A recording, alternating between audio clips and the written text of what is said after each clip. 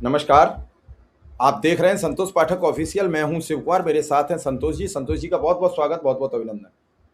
बहुत बहुत धन्यवाद शिव जी। और तमाम दर्शकों को नमस्कार। और एक बात हमने कही थी कि आपसी लड़ाई में ही सही, लेकिन कम से कम इस देश की जनता के सामने सच तो आ रहा है। लेकिन अब एक दूसरी चीज निकलकर सामने आ रही है शिव जी। जब 2 साल से ये तमाम चीजें पब्लिक डोमेन में थी, राष्ट्रपति जब उस समय रामनाथ कोविंद हुआ करते थे, 2021 की बात है शिव जी। उन्होंने भी राष्ट्रपति होते हुए शायद, मुझे लगता है जहां तक मैं मेरी याददाश्त ठीक है, 5 लाख या समथिंग का कुछ चंदा उन्होंने दिया था। उस समय तक वो चंदा था। बाद में मंदिर बनने के बाद जो लोग डाल के आ रहे थे दान पात्र में, वो चढ़ावा था। दोनों में एक फर्क था। जब सबको 2 साल से पता था, अचानक इस समय इस खेल का भंडाफोड़ क्यों हुआ? जब आरएसएस अड़ा हुआ था योगी आदित्यनाथ के लिए, जब आरएसएस ये कह रहा था कि जो भारतीय जनता पार्टी का कोर एजेंडा है, काशी, मथुरा, अयोध्या, वो सब कुछ उनके हाथ में दे दिया जाए, अचानक राष्ट्रीय स्वयंसेवक संघ ऐसा लग रहा है कि अनाथ हो गया। हिंदू अब आरएसएस पर भरोसा नहीं कर रहे हैं। आरएसएस की छवि तार-तार हो गई है। कल को अगर मथुरा में शिवजी श्री कृष्ण जन्मभूमि मंदिर को लेकर आंदोलन चलेगा, भव्य मंदिर बनाया जाएगा, तो कोई संघी या आरएसएस की सिफारिश पर कम से कम उस ट्रस्ट का कर्ता धर्ता नहीं बनाया जाएगा। चाहे महाकाल की बात हो, चाहे बाबा विश्वनाथ की बात हो, अब इस देश के हर मंदिर जिसके उत्थान की बात करेगा राष्ट्रीय स्वयंसेवक संघ, तो आरएसएस पर सवाल उठेगा कि भैया ये भगवान का भला करना चाहते हैं, ये हिंदू या सनातन का भला करना चाहते हैं, या अपनी नई दुकान खोलना चाहते हैं। आप सोच रहे होंगे कि अब ये सवाल मैं क्यों उठा रहा हूं, हमने 8-10 दिन पहले इस सवाल को उठाया था शिव जी। आज इस सवाल को इसलिए उठाया जा रहा है क्योंकि सच सामने आ गया है। पूरा का पूरा खेला सामने आ गया है कि मोदी के आदमी को सेट करने के लिए ये पूरा अभियान चलाया गया। और अकारण नहीं था शिव जी कि अचानक प्रधानमंत्री नरेंद्र मोदी के करीबी अधिकारी खुलकर कहते हैं राष्ट्रीय स्वयंसेवक संघ की तरह चलाया जा रहा था श्री राम मंदिर तीर्थ क्षेत्र ट्रस्ट, यानी आरएसएस पर सवाल खड़ा करते हैं। और अब अमित शाह के जबरदस्त लाडले, जो अमित शाह के नस नस से वाकिफ है और अमित शाह उनकी नस नस से वाकिफ है, उन मंत्री ने भी, उन बड़े नेता ने, दिग्गज नेता ने भी आरएसएस पर सवाल उठा दिया। तो मोदी के करीबी, फिर शाह के करीबी, आरएसएस का घटता प्रभाव, आरएसएस की छवि पर लगा दाग, भ्रष्टाचार का लगा दाग, और मंदिर के चढ़ावे को लूटने का दाग एक स्वयंसेवक पर लगा। क्या राष्ट्रीय स्वयंसेवक संघ जब वो शताब्दी वर्ष मना रहा है, क्या वो अपना 101वां या 102वां या 111वां वर्ष मना पाएगा, या उससे पहले ही राष्ट्रीय स्वयंसेवक खत्म हो जाएगा? क्योंकि मोदी साहब को आरएसएस की जरूरत है नहीं। बार बार कहते रहते 75 हो गए, हट जाओ। बार बार कहते हैं बदलाव करो। बार बार कहते हैं राष्ट्रीय अध्यक्ष हमारा बनाओ, मंत्रिमंडल के फेरबदल में हमारी बात सुनो, मुख्यमंत्री बनाना है तो हमारी बात सुनो, बीजेपी के पदाधिकारी बनाना है तो हमारी बात सुनो। अमित शाह, नरेंद्र मोदी जिनको किनारे कर देते हैं, वो मोहन भागवत का सिफारिशी पत्र लेकर पहुंच जाता है कि भागवत जी ने मुझे कहा है तो मुझे ही बनाओ।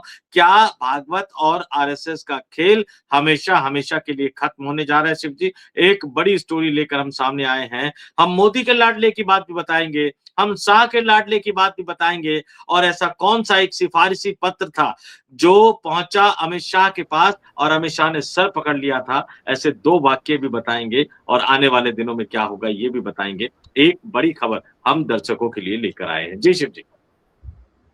असल में संतोष जी, अभी जो हो रहा है वो देश के जनमानस के हिसाब से सही नहीं हो रहा है।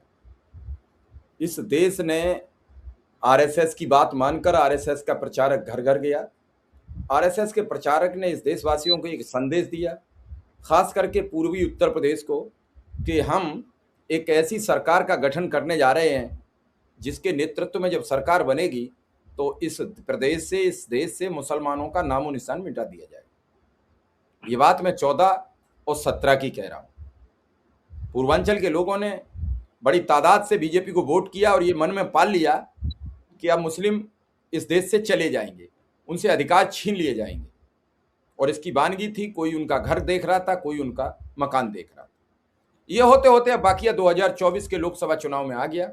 और 2024 के चुनाव में जब आरएसएस के प्रचारक नीचे गए तो लोगों ने घर में नहीं घुसने दिए, और इसका नतीजा था जो भारतीय जनता पार्टी पहले चुनाव में 73 सीटें जीतती है, दूसरे में 65 सीटें जीतती है, उस भाजपा घट के 33 सीटों पर आ जाती है।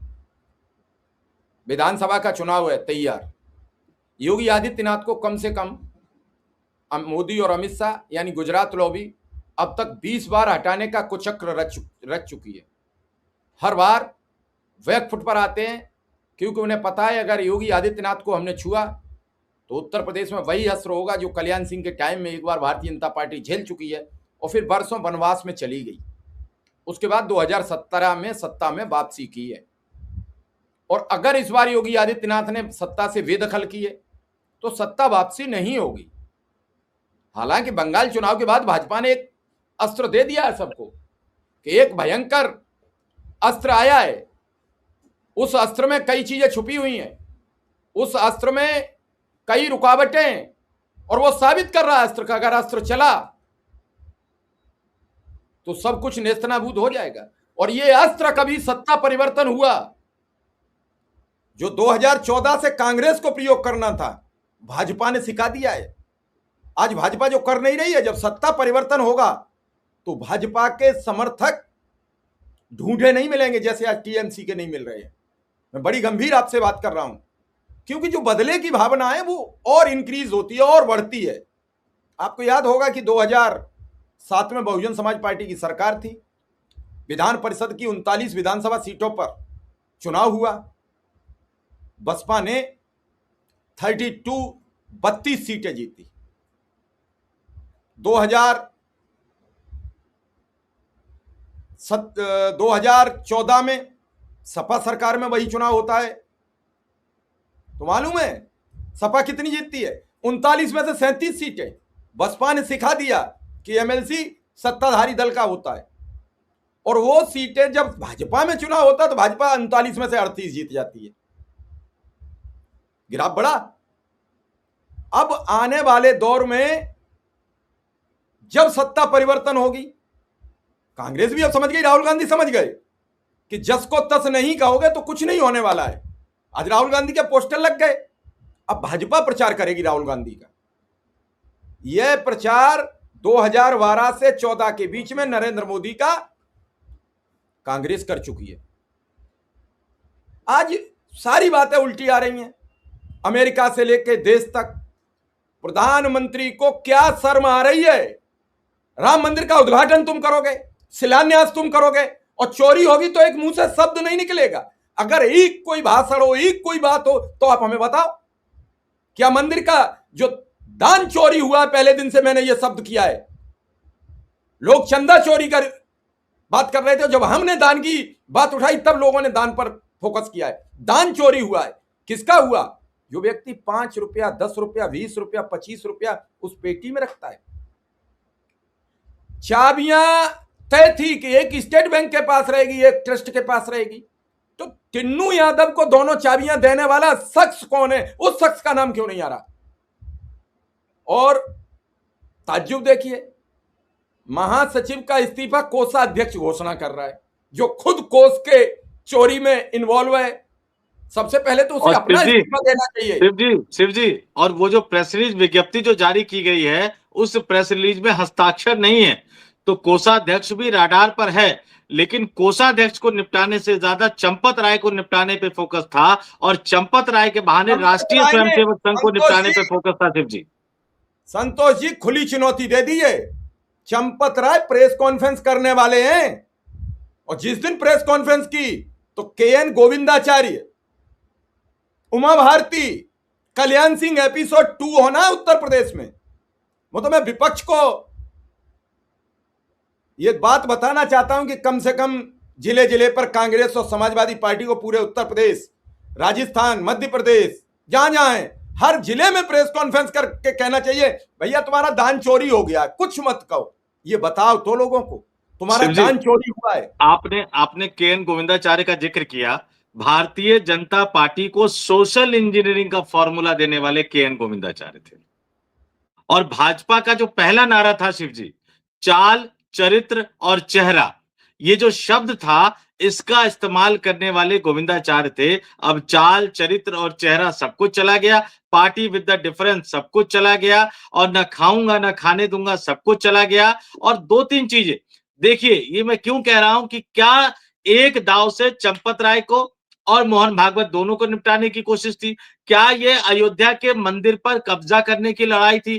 क्या अपने आदमी को सेट करने की लड़ाई थी? क्योंकि जो खबर, जिसका संकेत हमने कुछ दिन पहले दिया था, वो अब सामने आ गया है कि शायद प्रधानमंत्री नरेंद्र मोदी के करीबी अधिकारी रहे वर्तमान में राम मंदिर निर्माण समिति के मुखिया नृपेंद्र मिश्रा को अयोध्या के राम मंदिर ट्रस्ट का या तो सीईओ बनाया जा सकता है शिव जी, या महासचिव बनाया जा सकता है नृपेंद्र मिश्रा को, जबकि निर्माण समिति के मुखिया हैं, और निर्माण में भी 40% करप्शन की बात कही जा रही है। और नरेंद्र मोदी के यही सगे, नरेंद्र मोदी के यही मुंह लगे, नरेंद्र मोदी के यही करीबी नृपेंद्र मिश्रा, जिनके लिए मोदी ने प्रधानमंत्री बनते ही पहला हस्ताक्षर किया था कानून बदलने का, वो नृपेंद्र मिश्रा जो राम मंदिर ट्रस्ट से जुड़े रहे, राम मंदिर निर्माण से जुड़े रहे, और सबसे पहले उन्होंने ही कहा कि भैया हाँ, जब सारी बातें आ गई उसके बाद उन्होंने माना कि राम मंदिर के दान में डकैती हुई, चोरी हुई, कभी कोई माफ नहीं करेंगे, कई जन्म धुल जाएंगे। और साथ ही उन्होंने कहा कि जिस तरह से चलाया जाना चाहिए था,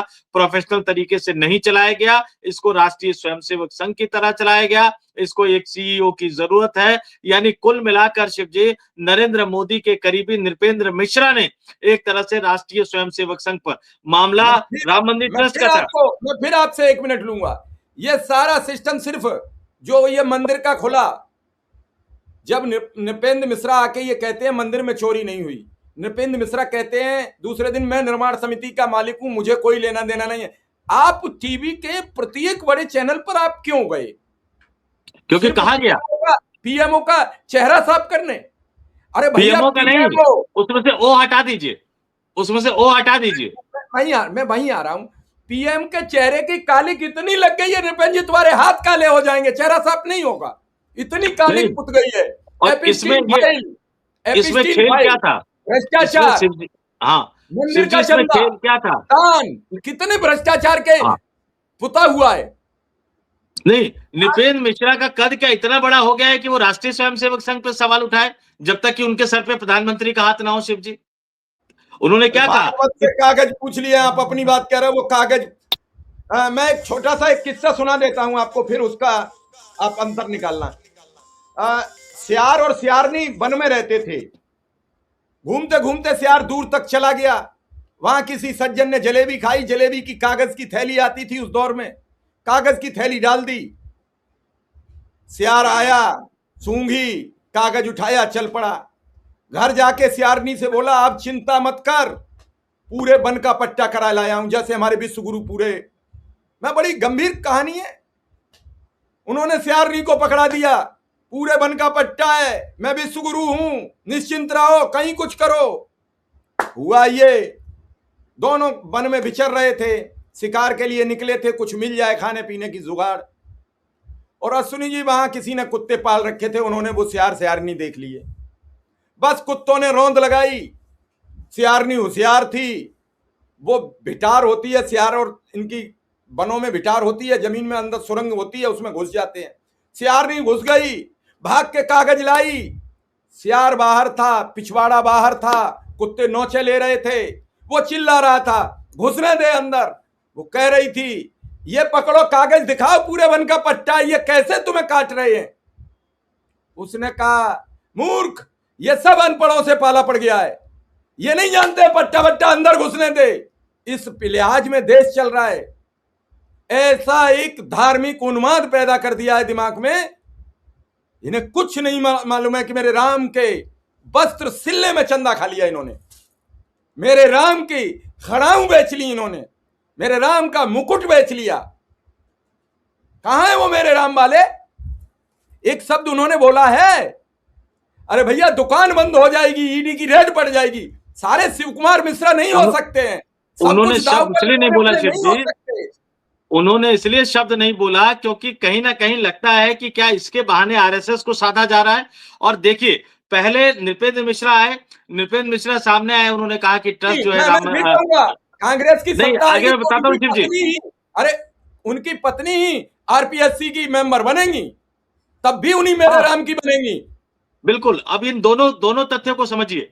एक तरफ प्रधानमंत्री के करीबी आते हैं, नृपेंद्र मिश्रा सवाल उठाते हैं आरएसएस पर कि ट्रस्ट जो है वो आरएसएस की तरह काम कर रहा है, पूरे के पूरे राष्ट्रीय स्वयंसेवक संघ पर सवाल। और दूसरी तरफ अमित शाह के लाडले, बड़े गजब लाडले हैं ये मध्य प्रदेश से उठा के अमित शाह लेकर आए दिल्ली, उनको राष्ट्रीय महासचिव बनाया, पश्चिम बंगाल का प्रभारी बनाया और बाद में मध्य प्रदेश में मंत्री बनाकर भेज दिया। इनका भविष्य बड़ा यूजुअल है और ये बताते हैं, ये भाई साहब कैलाश विजयवर्गीय है, इंदौर से आते हैं और इन्होंने तो और कच्चा खोल के रख दिया। इन्होंने कच्चे की बात कही, चड्डी की बात कही, वो सयानी घोष का बयान आ गया, चड्डा नहीं चड्डी नहीं उस टाइप का, हालांकि वो भी बीजेपी में शामिल हो गई। कैलाश विजयवर्गीय बोले कि संघ में अच्छे लोगों की कमी है।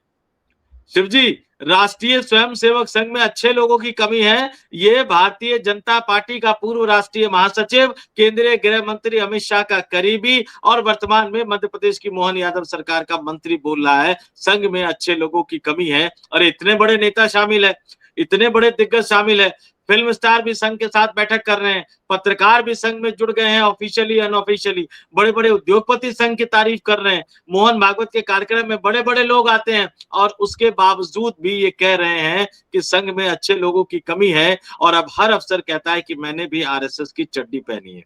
ये सवाल, इसमें से डिकोड करने की कोशिश करते हैं कि कैसे मोहन भागवत पर सवाल उठ रहा है। क्या कहा उन्होंने कहा कि अब संघ में बहुत भीड़ हो गई है, हमारी संख्या बढ़ गई है, हमारी बहुत बड़ी पार्टी बन गई है। संघ भी पार्टी है क्या?